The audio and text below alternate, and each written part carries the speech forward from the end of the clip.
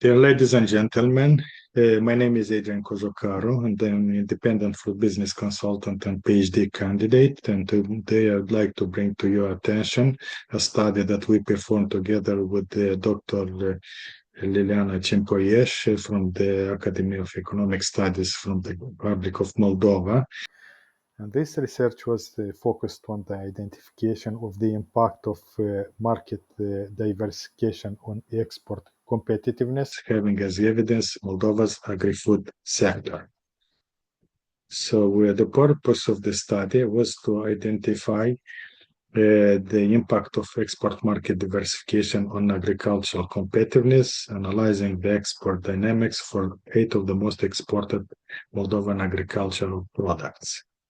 So in literature, we found that in general there is a consensus regarding the crucial importance of market diversification on agricultural competitiveness. However, there are positive things in this, like risk mitigation. Expansion to new markets is good by itself because it's like a base for the future growth on the targeted markets and for better performance. On the other hand, some authors see some drawbacks of export diversification, especially when it's concerned to non-related markets, because in this case it's considered that it can diminish the market power and may cause lower profitability on certain markets. So we're analyzing the most exported agricultural products from Moldova. We can see that the top is heavily dominated by the field crops, and to these crops also the horticultural products, and the only product of animal origin is the natural honey. So in our analysis, we made a comparison between the export values for these products. For the most of them, actually, we took into analysis just 8 of these. So we analyzed the export value, the export growth, the number of the markets, and comparing them with the export diversification index.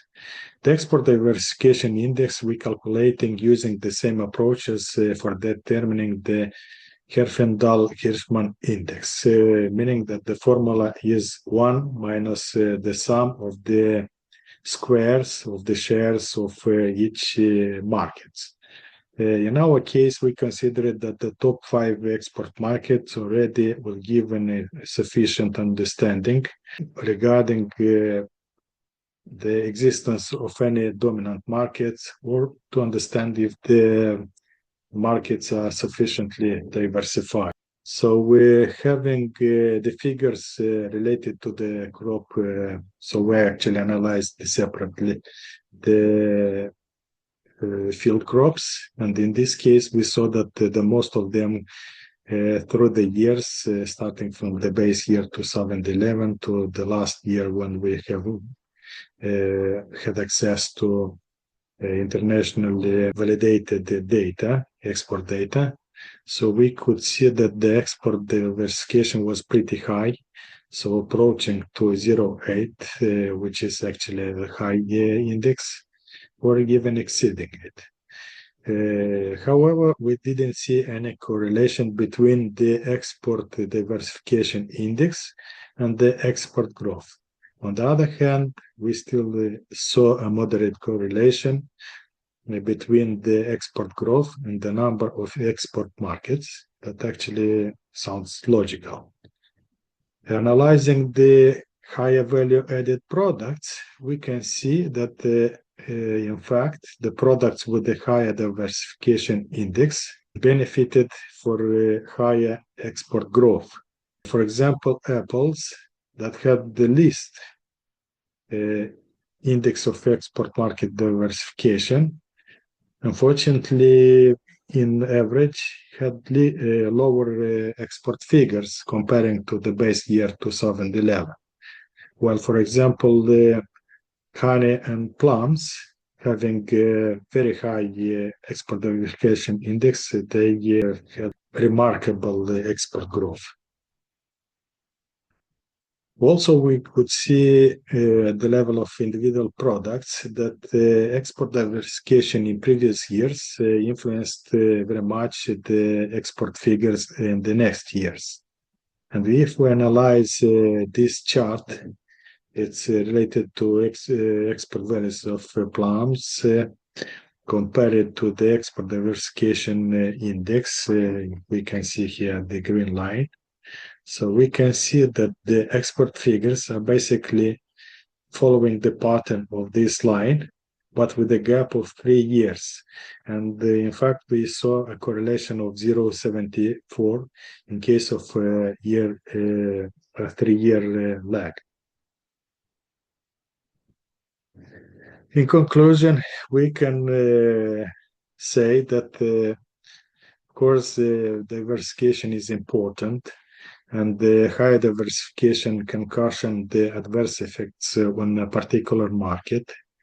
So we're making the products less vulnerable towards negative trends observed on any of the dominant markets. So we had, unfortunately, the bad example of Moldovan apple exports that heavily dependent on the Russian market, and when every time when there were troubles, apple exports heavily decreased.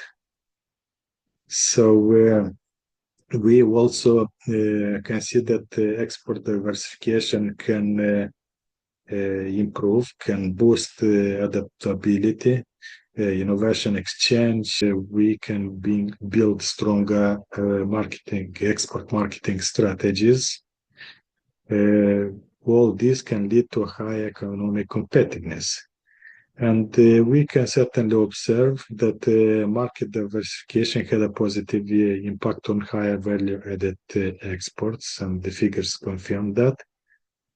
Also, we can say that there is actually a need for a strategic approach in market diversification, because higher marketing power focusing on related markets can convert it to higher profitability on these markets and in general in export operations. On the other hand, the stability of the markets can be even more important than the number of markets, because it's no point to have lots of export markets, but if we don't perform really well there, well, these markets are risky. So it's not always worth of keeping these markets. And also we have some recommendations for the exporters regarding how they could prioritize their markets, export markets, considering criteria like buying power on the respective in the respective countries, stability, including political stability, existence or potential to build efficient logistic infrastructure, which is a very important aspect, especially in expanding to new markets, abilities to comply to local legal requirements and customers' needs, possibility to implement meaningful marketing activities. And of course, we also can consider if there are already any other products on the respective markets that can help on capitalizing the positive image of the country as an exporter, and also can boost the synergy in export activities. Thank you very much for your attention, and I wish you a lovely day.